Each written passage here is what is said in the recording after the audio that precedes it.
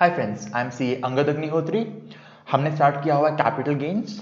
I know कुछ दिन से मैं क्लासेस अपलोड नहीं कर पा रहा था बिकॉज यहाँ पे ना नेट का इशू काफ़ी हो गया था और ड्यू टू कोरोना कोई ठीक करने पे नहीं आ पा रहा था। आज ऑटोमेटिकली ठीक हो गया तो मैंने सोचा जल्दी से रिकॉर्ड करके अपलोड कर देता हूँ। चलो, आज का हमारा टॉपिक है एडवांस मनी फॉरफिटेड, सेक्शन 51।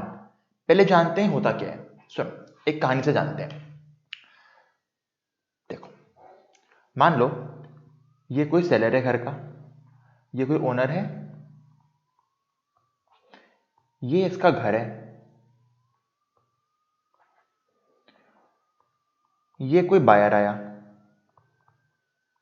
मान लो इसने घर ले रखा था, डेट ऑफ एक्विजिशन कर लेते हैं, मान लो 15/7/03 को घर लिया था जी 20 लाख का। 11/6/11 को बायर आया। बायर ने बोला सर मुझे ना आपका घर खरीदना है। इसने बोला ठीक है।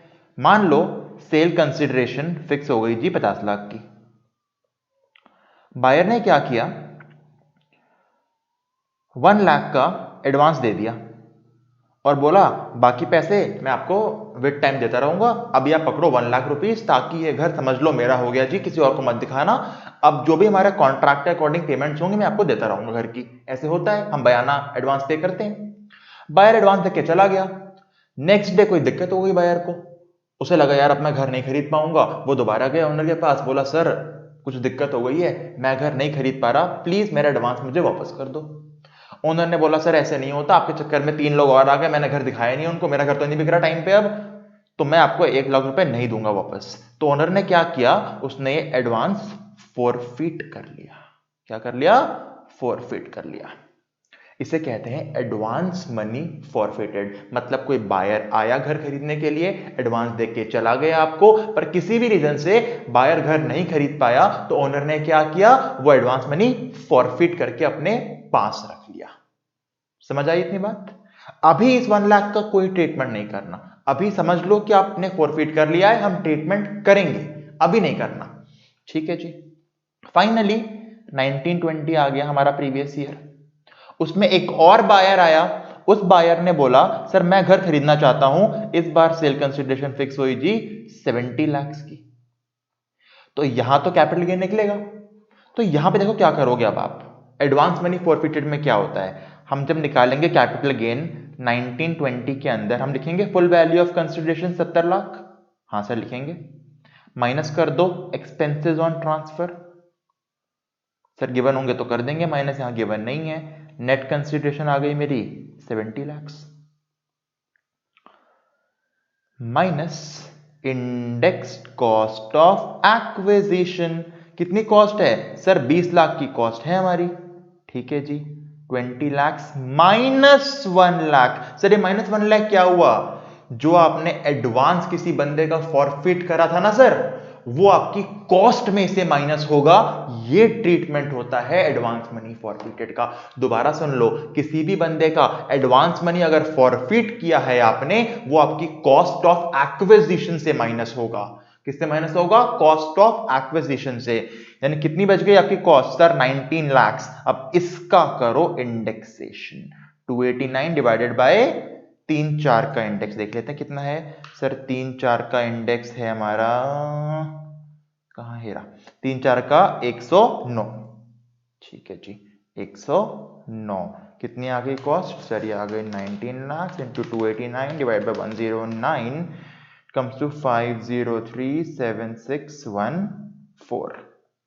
माइनस कर दो, आपका निकल गया लॉन्ग टर्म कैपिटल गेन।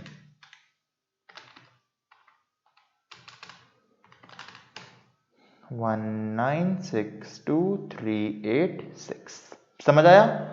मतलब सर जिस साल आपने एडवांस फॉरफिट किया उस साल कुछ नहीं करा। हाँ, उस साल कुछ नहीं किया। जिस साल अल्टीमेटली घर बेच दिया उस साल जब गेन निकालोगे तो जो कॉस्ट ऑफ एक्विजिशन थी उससे मैंने एडवांस मनी को फॉरफिट किया था, उसे माइनस कर दिया, बाकी बची हुई कॉस्ट का इंडेक्सेशन कर दिया। हाँ, ये करना है। समझ आ गया? ठीक है सर। सर इसका कॉस्ट ऑफ इंप्रूवमेंट में फर्क आएगा?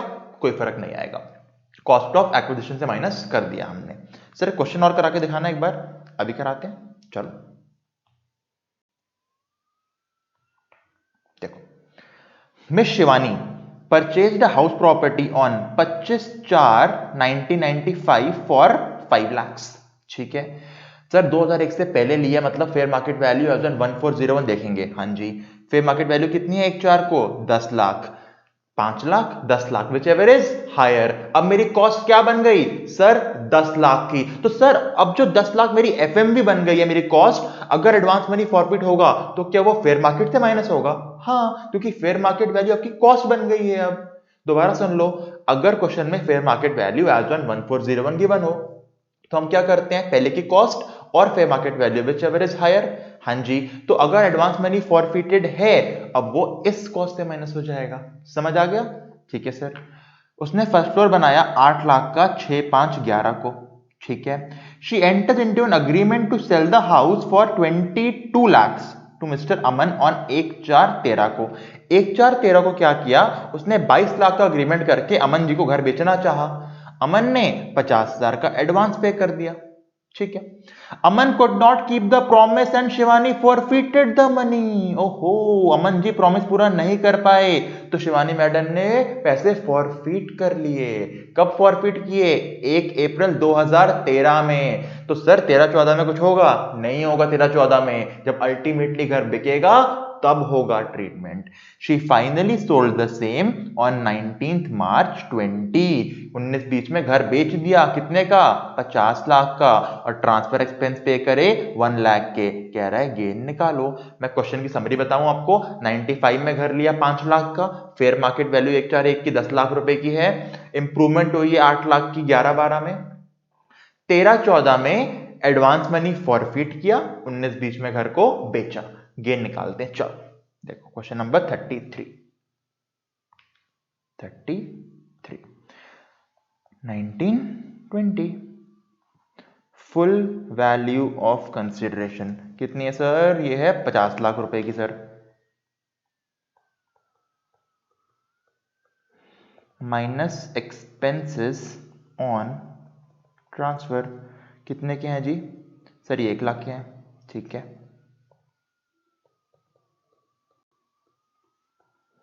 नेट कंसिडरेशन कितना आ गया सर? ये आ गया 49 लाख का। ठीक है,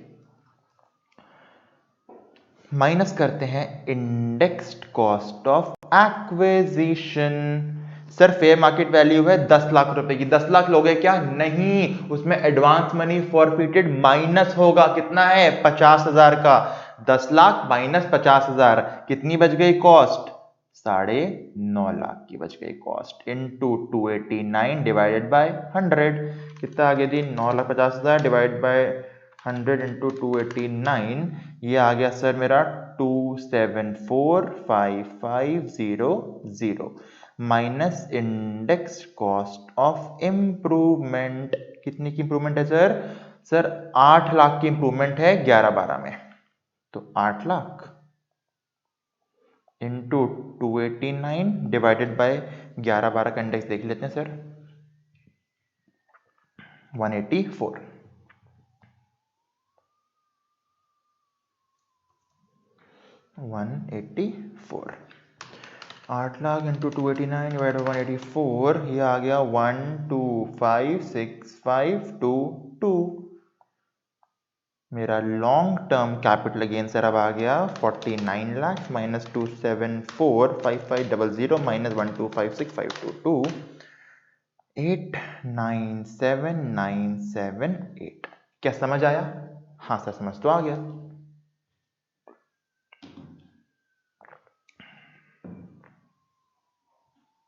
ठीक है, चलो आगे देखते हैं।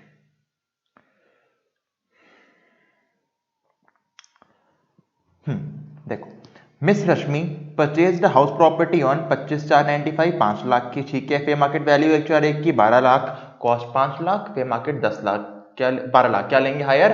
12 लाख। बिल्कुल ठीक सर। कंस्ट्रक्ट किया फर्स्ट फ्लोर 10 लाख रुपए का, 6, 5, 10 को। ठीक है जी, अग्रीमेंट हुआ बेचने का 25 लाख का, फिर अमन को 12-13 में और 1 लाख का एडवांस लिया। अमन नहीं कर पाया तो एडवांस फॉरफिट हो गया। ठीक है जी। फाइनली घर बेच दिया 55 लाख रुपए का, ट्रांसफर थिंग्स 1 लाख के, आगे कह रहा सॉल्व करो। मैं चाहता हूं आप लोग सॉल्व करो क्वेश्चन को, ये आपका होमवर्क है सॉल्व करने का। मैं आपको समझा देता हूं क्वेश्चन में हुआ क्या।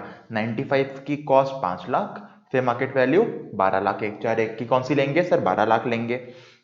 फर्स्ट फ्लोर बन गया 10-11 में, कितने का, 10 लाख का, इंप्रूवमेंट हो गई। एडवांस मनी फॉरफिट कब हुआ, 12-13 में, कितना रुपए फॉरफिट हुआ सर, 1 लाख। फाइनली घर बेच दिया 19-20 में 55 लाख का। तो कैसे करोगे, full value of consideration 55 lakh minus expenses on transfer 1 lakh, net consideration 54 lakh minus index cost of acquisition 12 lakh minus जो फॉरफिट किया 1 लाख वो, यानी कितनी बन गई index cost of acquisition, 11 lakh into 289 divided by 100। Index cost of improvement 10 lakh into 289 divided by 10-11 का index, दोनों को माइनस करो, आपका निकल जाएगा लॉन्ग टर्म कैपिटल गेन। समझ आ गया, ठीक है। अब समझते हैं एक और कॉन्सेप्ट। देखो मैं बनाता हूं एक टाइमलाइन।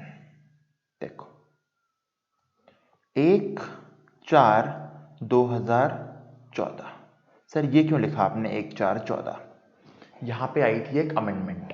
अमेंडमेंट क्या कहती थी, अमेंडमेंट ये बोलती थी अगर आपने एडवांस मनी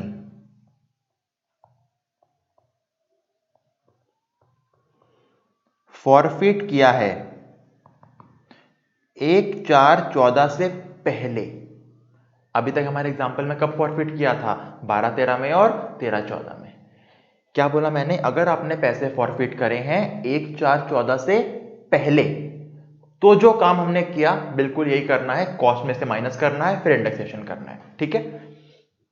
पर अगर एडवांस मनी फॉरफिट किया आपने ऑन और आफ्टर 1/4/14, यानी अब जो पैसे फॉरफिट कर रहे हो आप, ये 1/4/14 को फॉरफिट कर रहे हो या 1/4/14 के बाद फॉरफिट कर रहे हो, तो क्या करेंगे, तो हम जिस साल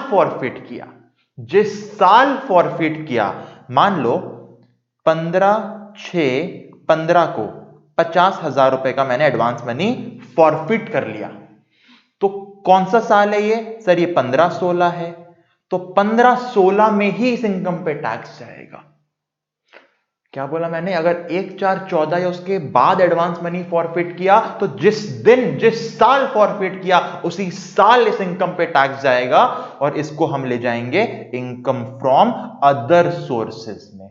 कहां ले जाएंगे, इनकम फ्रॉम अदर सोर्सेज में। अब ये कैपिटल गेन की इनकम नहीं है क्योंकि घर बिका नहीं है, पर पैसे फॉरफिट करे हैं, टैक्स जाएगा किस हेड में, अदर सोर्सेज में। तो ये पूरे का पूरा 50,000 आपकी अदर सोर्सेज की इनकम बन जाएगी उसी साल की जिस साल आपने फॉरफिट किया हुआ है, और उसी साल इनकम पे टैक्स जाएगा। तो सर अगर इस 50,000 पे हमने 15-16 में ही टैक्स पे कर दिया, तो जब मैं फाइनली घर बेचूंगा तो उस साल जब मैं कॉस्ट ऑफ एक्विजिशन माइनस कर रहा हूंगा, तो क्या ये एडवांस मनी उस कॉस्ट से माइनस होगा? अब क्यों माइनस होगा कॉस्ट से? अब तो इस पे ऑलरेडी टैक्स पे कर चुके हो ना एक बार आप। सर एक बार दोबारा बताओ, सुन, 1/4/14 1 अप्रैल 2014 से पहले अगर फॉरफिट किया हो तो सीधा कॉस्ट से माइनस करके इंडेक्सेशन करते हैं, अदर सोर्सेज का गेम ही नहीं है। टैक्स किस साल निकलेगा, जिस साल घर बेचोगे उस साल।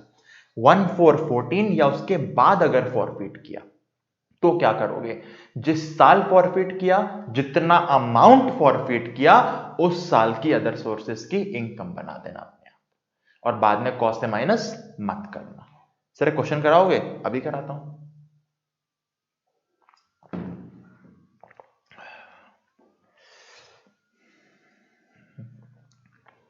उससे पहले एक कॉन्सेप्ट और समझो। हमने देखा था हमें प्रॉपर्टी गिफ्ट में मिल सकती है, विल में मिल सकती है, इनहेरिटेंस में मिल सकती है। मान लो किसी के फादर ने प्रॉपर्टी बनाई, फादर ने ही किसी बायर से एडवांस मनी फॉरफिट किया, कुछ साल बाद प्रॉपर्टी फादर ने अपने बेटे को गिफ्ट में दे दी, विल में दे दी। तो अब जब बेटा प्रॉपर्टी को बेचेगा तो क्या वो एडवांस मनी फॉरफिटेड को कॉस्ट ऑफ एक्विजिशन से माइनस करेगा? वो एडवांस मनी फॉरफिटेड जो उसके फादर ने किसी और बायर से फॉरफिट की थी। तो इसका आंसर है नो।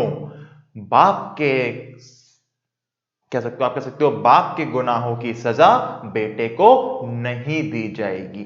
बाप के गुनाहों की सजा बेटे को नहीं दी जाएगी। अगर प्रीवियस ओनर ने एडवांस मनी फॉरफिट किया है और प्रॉपर्टी कोई और बेच रहा है तो प्रीवियस ओनर की एडवांस मनी फॉरफिट को काट देना, क्वेश्चन से इग्नोर कर देना। ठीक है, ठीक है। यानी एडवांस मनी फॉरफिटेड के बन गए 3 पॉइंट, वो मैं कराऊंगा क्वेश्चन के बाद। एक क्वेश्चन देखो पहले आप। Miss Vaishnavi got a house property from her father under a will on 18/5/13। 13/14 में प्रॉपर्टी मिल गई वैष्णवी जी को। फादर ने परचेस की थी जी 25/4/94 में 1 लाख की, 2001 से पहले। एफएमबी है जी 10 लाख की। ठीक है जी, कौन सी लेंगे सर? 10 लाख लेंगे। ही हैड कंस्ट्रक्टेड, फादर ने इंप्रूवमेंट करी 10 लाख रुपए की 6/5/10 को। ओके, अग्रीमेंट हुआ घर बेचने का मिस्टर आकिब को 12 में और 1 लाख का एडवांस ले लिया उसके फादर ने। आकिब नहीं कर पाया प्रॉमिस, तो फादर ने क्या किया? मनी फॉरफिट कर लिया। अभी पहले बताओ, जो फादर ने एडवांस मनी फॉरफिट किया है, फादर करंट ओनर है या फादर प्रीवियस ओनर है? सर फादर प्रीवियस ओनर है, उसने एडवांस मनी फॉरफिट किया, हमारे काम का है नहीं, इग्नोर। ठीक है, वैष्णवी ने भी अग्रीमेंट किया घर बेचने का मिस्टर गौतम को 19/10/2013 को। सर 19/10/13 मतलब 1/4/14 से पहले, यानी कॉस्ट से माइनस होगा। ठीक है, 80,000 का एडवांस मनी लिया। गौतम भी नहीं पे कर पाया बैलेंस, तो इसने भी फॉरफिट कर लिया 80,000 रुपए। ठीक है जी, फाइनली बेचा 15 जनवरी 20 को 55 लाख का और एक्सपेंस ट्रांसफर थे 1 लाख, कह रहा है गेन निकालो। क्वेश्चन समझते हैं एक बार। 1994 में फादर ने घर खरीदा, 2001 की वैल्यू आ गई। 2010 में इंप्रूवमेंट किया फादर ने। 2012 में फादर आकिब के पास गया, बोला घर खरीद ले। आकिब ने एडवांस दिया, आकिब पैसे नहीं दे पाया, फादर ने मनी फॉरफिट कर लिया। 2013 में घर मिल गया जी वैष्णवी जी को। वैष्णवी जी ने भी 2000 कब किया है गौतम जी के साथ? 2013 में अग्रीमेंट किया, पर घर नहीं बिका, बेटी ने भी पैसे फॉरफिट कर लिए। ये वाले फॉरफिट वाले काम क्या आएंगे? फाइनली 19-20 में प्रॉपर्टी बेच दी गई। क्या करेंगे देखो, क्वेश्चन नंबर कौन सा है ये? 35। Full value of consideration, sorry, full value of consideration कितनी है सर? सर ये है 55 लाख रुपये और 1 लाख के expenses, minus expenses on transfer 1 lakh, net consideration आ गई सर 54 लाख की, minus index cost of acquisition. कितनी कॉस्ट है सर? फेयर मार्केट वैल्यू लेंगे 10 लाख रुपए की। ठीक है जी, minus advance money forfeited, father वाला नहीं, बेटी वाला, हाँ कितना? 80,000 माइनस कर दिया, इंटू 289 डिवाइडेड बाय, सर जब फादर ने लिया तब से, एज पर मंजुला जे शाह वाला केस, तो यहां पे आ गया 100, 9,20,000 इंटू 289 डिवाइडेड बाय 100, ये आ गया 2658800 minus indexed cost of improvement कितनी है जी सर? 10 लाख रुपए की। यहां तो कोई मतलब ही नहीं बनता हमें फॉरफिचर से। 289 डिवाइडेड बाय किस साल लिया है सर? 10/11 में। 10/11 का इंडेक्स देख लेते हैं। 10/11 का इंडेक्स है सर 167, 167, 10 लाख 289 डिवाइड 167, 1730539, 54 lakhs -265880 -1730539 ये आ गया sir long term capital gain 1010661। समझ आ गया? हाँ सर समझ तो आ गया। अगला देखते हैं। मिस रश्मि ने परचेज किया हाउस प्रॉपर्टी 25/4/2003 को 15 लाख की। अग्रीमेंट हुआ 25 लाख का मिस्टर बाला से 1/4/15 को। 1/4/15 को क्या 1/4/15 1/4/14 के बाद है? हाँ, तो जिस साल फॉरफिट किया उसी साल बनेगी इनकम अदर सोर्सेस की। कॉस्ट से माइनस नहीं होगा। बाला से कितने पैसे लिए? 1 लाख रुपए। बाला प्रॉमिस नहीं रख पाया, रश्मि ने फॉरफिट कर लिए। ये रश्मि लक्ष्मी नगर वाली रश्मि है जिसका नाम खुशी है, कह सकते हो रश्मि भारद्वाज भी है, दोनों रश्मि ऐसी ही हैं। पैसे अगर किसी ने नहीं दिया ना उसे मारेंगी भी, फॉरफिट भी करेंगी, और अगर सामने वाला आकिब हुआ तो मार मार के आकिब को बाला बना देंगी। चलो तो समझने वाले समझ गए। She finally sold the same on 15 January 20 for 55 lakh. She paid expenses 1 lakh. कह रहा गेन निकालो। बहुत सिंपल है सर, कोई दिक्कत ही नहीं है। देखो पहले निकालते हैं अदर सोर्सेस की इनकम किस साल? 15-16 में। तो कैसे लिखेंगे? 15-16 previous year. Income from other sources कितनी? 1 लाख रुपीस। काम खत्म 15-16 का। 1920 full value of consideration 55 lakh minus expenses on transfer 1 lakh, net consideration 54 lakh minus index cost of acquisition कितनी? 15 लाख। अब माइनस मत करना 1 लाख, वो तो ऑलरेडी जिस साल लिए फॉरफिट करे उसी साल इनकम बना चुके हो। तो कितनी कॉस्ट आएगी? 15 लाख इंटू 289 डिवाइडेड बाय 3-4 का इंडेक्स, कॉस्ट निकल जाएगी, माइनस करना गेन निकल जाएगा। यानी कि अगर 1/4/14 के बाद एडवांस मनी फॉरफिट हो, 1/4/14 या उसके बाद एडवांस मनी फॉरफिट हो, तो क्वेश्चन 2 बार सॉल्व होगा। जिस साल फॉरफिट किया उस साल अदर सोर्स की इनकम, जिस साल बेचा घर उस साल कैपिटल गेन की इनकम। समझ आ गया? ठीक है sir.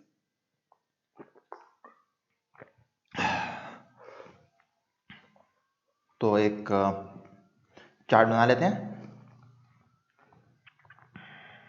Advance money forfeited by previous owner, ignore, काम की नहीं है।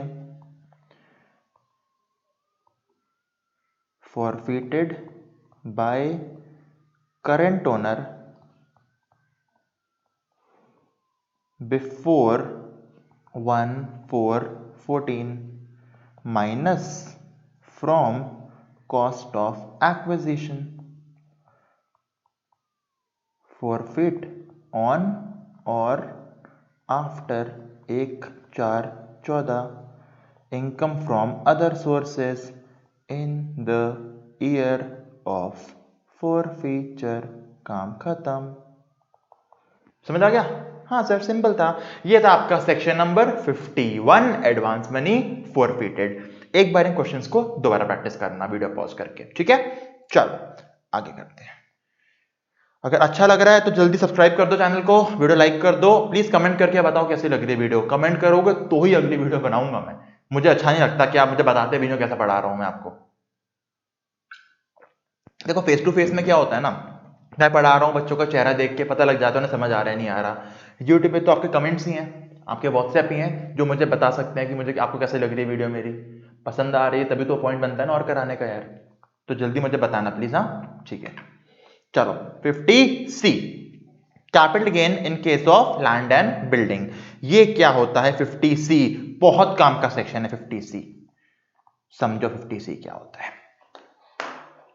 देखो मान लो आप घर खरीदने जाओ, कभी जब घर खरीदने जाते हो आप पूछते हो बिल्डर से, भाई साहब ये घर कितने का है? बिल्डर कहेगा सर 1 करोड़ का घर है ये। तो आप जब 1 करोड़ का चेक काट के दोगे ना, बिल्डर कहेगा नहीं सर 60-40 करेंगे। मैंने कहा मतलब? Sir 60 cheque 40 cash. क्या बोला उसने? 60 चेक 40 कैश। ऐसा क्यों बोला उसने? क्योंकि जो कैश में पैसे लेगा वो उसकी ब्लैक की इनकम हो गई। मतलब वो 40 लाख घर की वैल्यू दिखाएगा ही नहीं। वो क्या दिखाएगा? घर कितने का बिका? 60 लाख का। फुल वैल्यू ऑफ कंसिडरेशन कितनी दिखाई जाएगी? 60 लाख। उससे क्या होगा? कम कंसिडरेशन, कम गेन, कम टैक्स। समझ आया? हाँ सर समझ तो आया। तो गवर्नमेंट ने क्या बोला, देखो यहाँ पे गवर्नमेंट ने बोला देखो सर, जब घर बेचते हो हम एक ड्यूटी लेते हैं आपसे, स्टैंप ड्यूटी। सुना होगा आपने, घर बेचते हुए स्टैंप ड्यूटी वैल्यू पे होती है, ठीक है। स्टैंप ड्यूटी वैल्यू एक परसेंटेज है स्टैंप ड्यूटी वैल्यू का। सुनो, घर की होती है स्टैंप ड्यूटी वैल्यू, यानी घर की होगी स्टैंप ड्यूटी वैल्यू, उसका 1% या 2% होता है स्टैंप ड्यूटी, जो एक तरह से टैक्सेस होते हैं जो आपको गवर्नमेंट को पे करने होते हैं घर बेचते हुए। तो स्टैंप ड्यूटी वैल्यू आपके घर की वैल्यूएशन अमाउंट है एज पर द गवर्नमेंट। घर की स्टैंप ड्यूटी वैल्यू क्या है? घर का वैल्यूएशन का अमाउंट है एज पर द गवर्नमेंट। तो पहले अमेंडमेंट से पहले क्या होता था? अगर आप बोलो सेल कंसीडरेशन है मेरे घर की 20 लाख, मतलब कहना चाहते थे कि मैंने सर घर बेचा 20 लाख का, पर गवर्नमेंट कहती थी हमारे अकॉर्डिंग स्टैंप ड्यूटी वैल्यू है सर 21 लाख रुपए की। तो पता है हम क्या करते थे? हम फुल वैल्यू ऑफ कंसीडरेशन लेते थे 21 लाख और क्वेश्चन सॉल्व करते थे 21 लाख के अकॉर्डिंग। ये अमेंडमेंट से पहले की बात है। अमेंडमेंट से पहले क्वेश्चन क्या बोलता था? अगर स्टैंप ड्यूटी ज्यादा है, सेल कम है, तो जो स्टैंप ड्यूटी ज्यादा है अब वो बन जाएगी आपकी फुल वैल्यू ऑफ कंसीडरेशन। उस अकॉर्डिंग आप सॉल्व करो क्वेश्चन को, क्योंकि गवर्नमेंट को लगता था स्टैंप ड्यूटी वैल्यू से कम अगर बेच रहा है बंदा तो मतलब ये चीटिंग कर रहा है, इसने पक्का कैश में अमाउंट लिया हुआ है। तो सर अगर सेल कंसीडरेशन होती मेरी मान लो 25 लाख की और स्टैंप ड्यूटी वैल्यू होती अगर मेरी 24 लाख की, तो आप क्या करते? अरे जब खुद आप बोल रहे हो मैंने 25 लाख में बेचा, गवर्नमेंट के अकॉर्डिंग घर 24 लाख का ही बिक सकता था, आपने ज्यादा में बेचा, खुद ज्यादा क्लेम कर रहे हो, तो गवर्नमेंट क्यों मना करेगी टैक्स देने को? वो कहती थी बढ़िया है सर, हमारे लिए full value of consideration 25 lakh रुपए की है।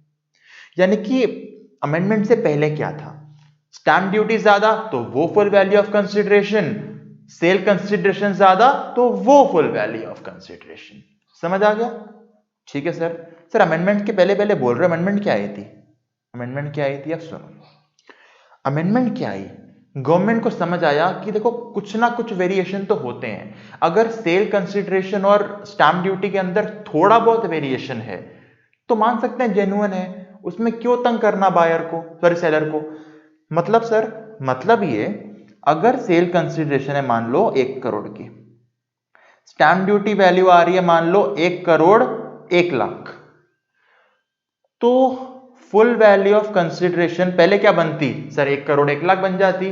पर अब गवर्नमेंट आपको कुछ वेरिएशन अलाउ करती है। कितनी बताऊंगा अभी। गवर्नमेंट क्या बोलती है? अगर थोड़ी बहुत वेरिएशन है ना जी, हम कहेंगे इग्नोर करते हैं जी, कोई बात नहीं, आप 1 करोड़ बोल रहे हो सर, हम फुल वैल्यू 1 करोड़ ही बनाएंगे, इस पे टैक्स पे कर दो, हम थोड़ी बहुत वेरिएशन इग्नोर कर रहे हैं। तो गवर्नमेंट ने थोड़ा बहुत बेनिफिट आपको दिया। और पता है कितना वेरिएशन अलाउ किया है? आपको अलाउ किया है 5% का वेरिएशन। कितने परसेंट का? 5% का। गवर्नमेंट आपसे बोलती है, अब बहुत इंपॉर्टेंट 50C, ध्यान से सुन लो। 50C क्या होता है? फुल वैल्यू ऑफ कंसीडरेशन निकालना in case of immovable property, land और बिल्डिंग। गवर्नमेंट क्या बोलती है? सर सबसे पहले बताओ आपकी सेल कंसीडरेशन कितने की है। मैंने कहा ठीक है सर, मेरी सेल कंसीडरेशन है सर 1 लाख रुपए की। उन्होंने कहा ठीक है। अब गवर्नमेंट कहती है सर आप बता रहे हो आपकी सेल कंसीडरेशन है 1 लाख की, हम आपको 5% अलाउ करेंगे वेरिएशन, यानी 1 लाख का 5% निकाल लो पहले तो। सर ये आता है 5,000। तो गवर्नमेंट कहती है सर देखो 1 लाख का 5% अलाउ किया हमने आपको, यानी कि 1,05,000 तक।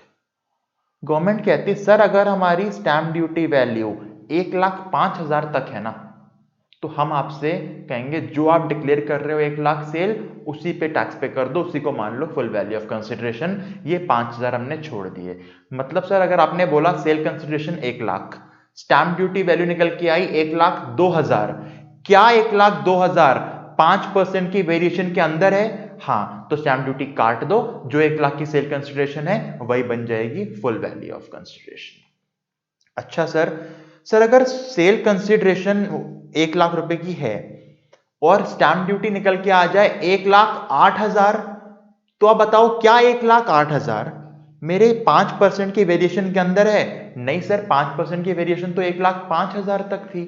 हाँ, तो अब ये 1,08,000 बाहर निकल गया वेरिएशन से, तो अब जो स्टैंप ड्यूटी वैल्यू है वो बनेगी आपकी फुल वैल्यू ऑफ कंसीडरेशन, और क्वेश्चन वैसे सॉल्व होगा। समझ आया सर? और क्वेश्चन बताओगे? क्वेश्चन बहुत कराऊंगा, पहले सुन लो। सर अगर 1 लाख है मेरा sale consideration, stamp duty value 1,05,000 हो जाए, एग्जैक्ट 1,05,000, यानी कि 105% पे ही आ जाए सीधा, तो अब क्या होगा? 105% मतलब 5% के अंदर ही है ना, 5 से ऊपर तो नहीं गया ना, यानी 1,05,000 होती है एसडीवी, तो भी फुल वैल्यू क्या बनेगा? 1 लाख। दोबारा सुनो क्या बोला, पूरा कॉन्सेप्ट मुझे पता थोड़ा ट्रिकी जाएगा। सबसे पहले होगा सेल कंसीडरेशन गिवन होगा, स्टैंप ड्यूटी गिवन होगा। सेल कंसीडरेशन का कर लो 105%, फिर देखो एसडीवी को यहां पे रख के क्या एसडीवी 105% के अंदर फॉल कर रहा है, अगर हां तो जो सेल कंसीडरेशन वही आपका फुल वैल्यू ऑफ कंसीडरेशन। अगर एसडीवी 105% से ऊपर गया तो जो एसडीवी वो आपका full value of consideration. Question कराते मजा आएगा। देखो सेल कंसीडरेशन सर 10 लाख रुपए की, एसडीवी 12 लाख रुपए की। पहले बताओ सेल का 105% कितना बना? सर 10 लाख का 105% बन रहा है 10,50,000। ठीक है, एसडीवी 10,50,000 के अंदर है ऊपर है? सर ऊपर है, तो फुल वैल्यू क्या बन गया? सर 12 लाख, यानी कि टैक्स जाएगा 12 लाख पे। समझ आ रहा है सर? यानी कि आप 12 लाख लेके सॉल्व करेंगे? हाँ 12 लाख लेके सॉल्व करोगे। सर अगला है सेल कंसीडरेशन 10 लाख, 10 लाख का 105% 10,50,000 तक अलाउड था, पर एसडीवी 16 लाख रुपए की है, तो क्या बनेगा फुल वैल्यू? सर 16 लाख बनेगा। सेल कंसीडरेशन 5 लाख, 5 लाख का 105%, सर हमें 5,25,000 तक अलाउड था, पर एसडीवी निकल के आ गई 5,40,000, क्या बनेगा फुल वैल्यू ऑफ कंसीडरेशन? 5,40,000। समझ आ रहा है? अगला सर सेल कंसीडरेशन 1 लाख, इसका निकालो 105%, सर 1,05,000 तक अलाउड था, पर एसडीवी निकल के आ गया 1,04,000, क्या एसडीवी मेरे 105% के अंदर है? हां, तो क्या बनेगा फुल वैल्यू? 1 लाख। ये थी अमेंडमेंट। अमेंडमेंट से पहले 5% का पॉइंट ही नहीं होता था, वो कहती थी एसडीवी अगर 1 रुपया भी ज्यादा है तो एसडीवी को बनाओ full value of consideration. Amendment के बाद हम 5% का वेरिएशन अलाउ करते हैं, इसीलिए यहां पे 1,04,000 नहीं लिया, 1 लाख लिया। 25 लाख और 30 लाख, 25 लाख का 105% होता है 26,25,000, एसडीवी उससे भी ज्यादा है तो 30 लाख। ये देखो question, sale consideration 5 lakh, 5 lakh का निकाला हमने 105%, ये आ गया 5,25,000, एसडीवी भी सेम 5,25,000, पर 105% पे ही है ना, क्रॉस तो नहीं करी, तो क्या बनेगा फुल वैल्यू? 5 लाख। समझ आ गया? चलो बाकी खुद कर लेना ट्राई जल्दी से आप, मैं आपको आंसर बता देता हूं। इसका आंसर है ये,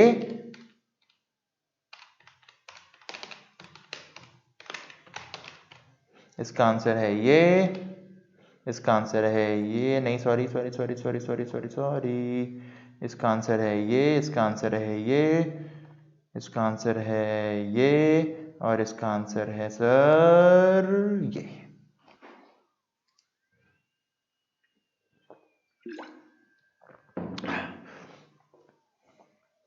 अब सुनो क्या होता है, कई बार ना सेलर बोलता है सर मेरी प्रॉपर्टी का सच में प्राइस एसडीवी से कम है, मैं झूठ नहीं बोल रहा हूं।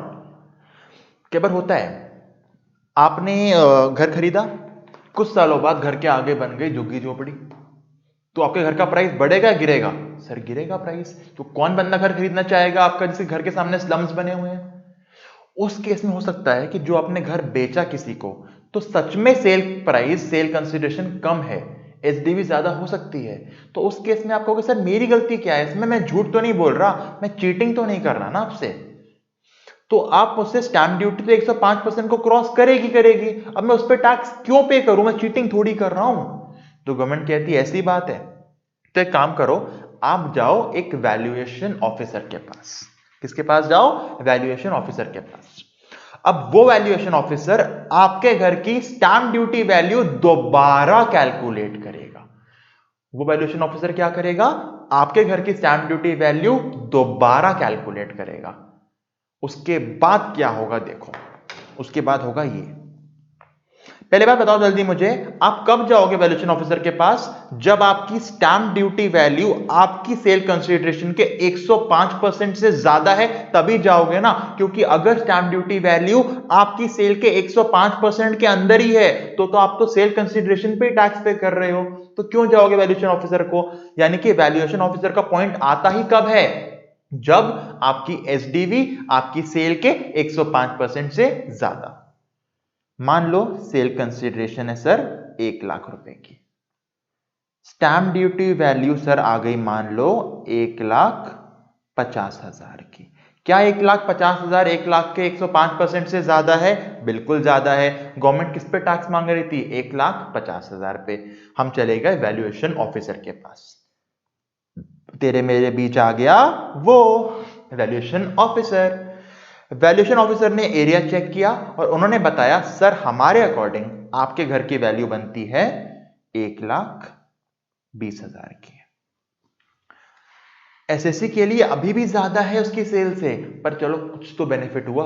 कहा गवर्नमेंट 1.5 लाख पे बोल रही थी टैक्स पे करने को, अब तो 1,20,000 बन गया। तो यहां पे क्या बनेगा full value of consideration?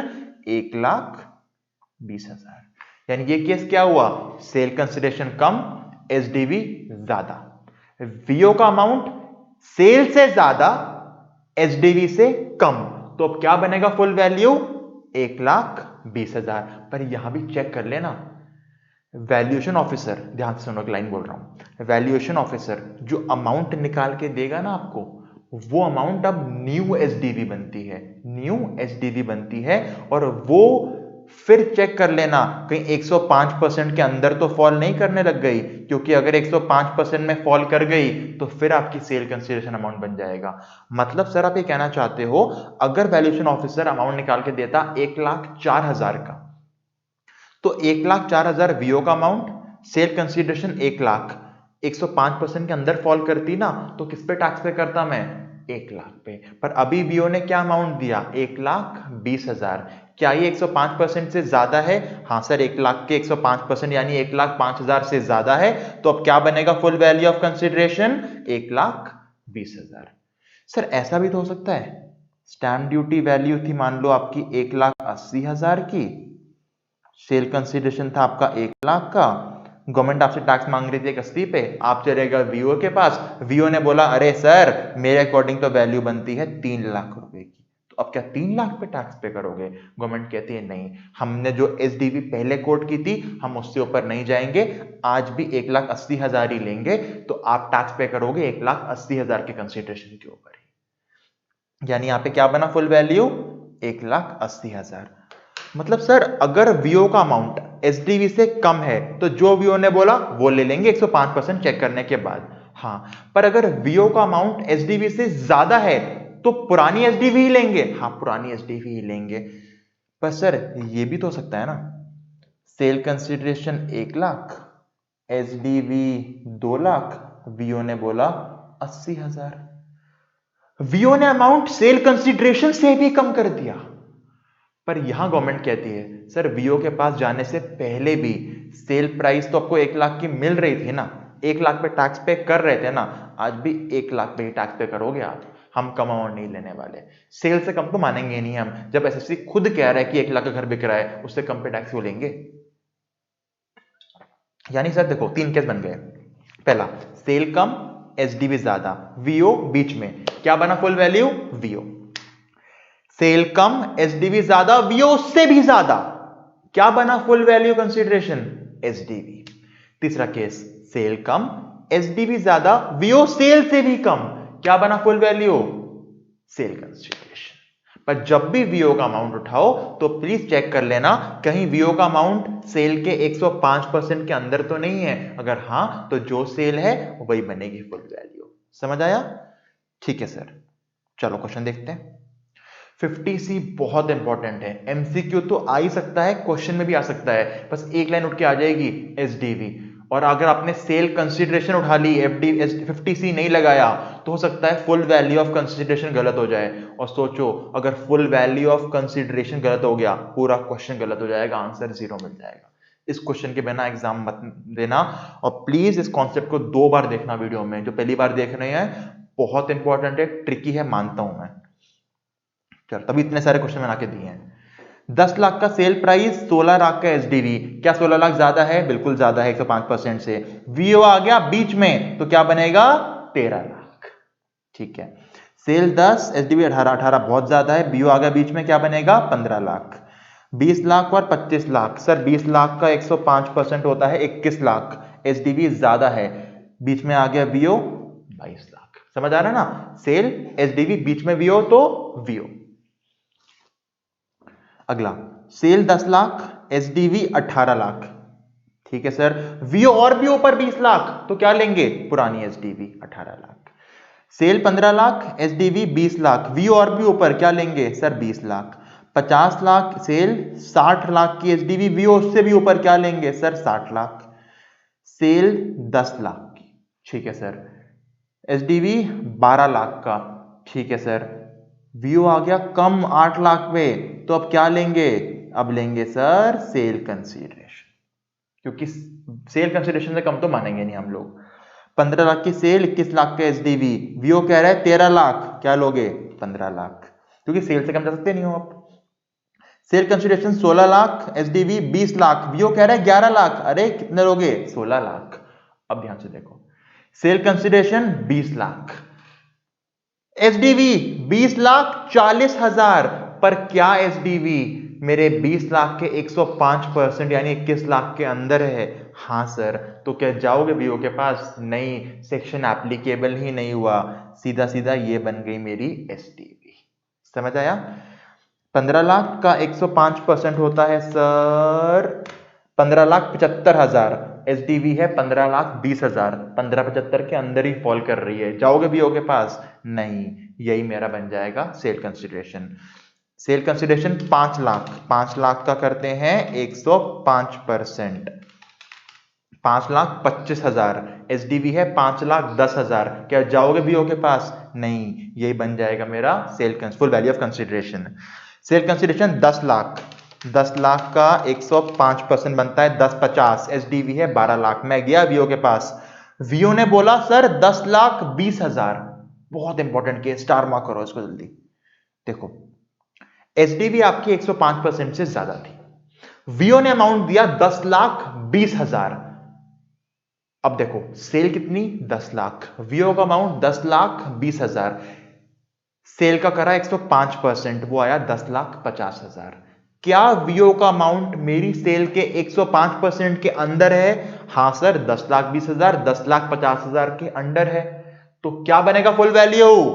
10 lakh. Repeat करो, दोबारा देखो, sale consideration 1 lakh, full value sorry SDV 1,10,000, 105% के ऊपर गई, हम गए वीओ के पास, वीओ ने निकाल के दे दी 1,02,000। क्या 1,02,000 मेरी सेल यानी 1 लाख के 105% के अंदर है? हाँ, 1,05,000 के अंडर है, क्या बनेगा फुल वैल्यू? 1 लाख। अगला case, sale consideration 50 lakh, SDV 57,000, हम गए वीओ के पास, वीओ ने बोला 51,000, सेल का 105% निकलता है 52,500, 52,500। क्या वीओ का अमाउंट 52,500 के अंदर है? हाँ, तो क्या बना फुल वैल्यू? 50,000।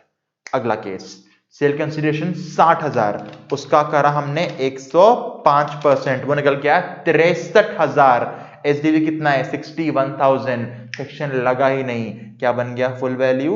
60,000। समझ आ गया?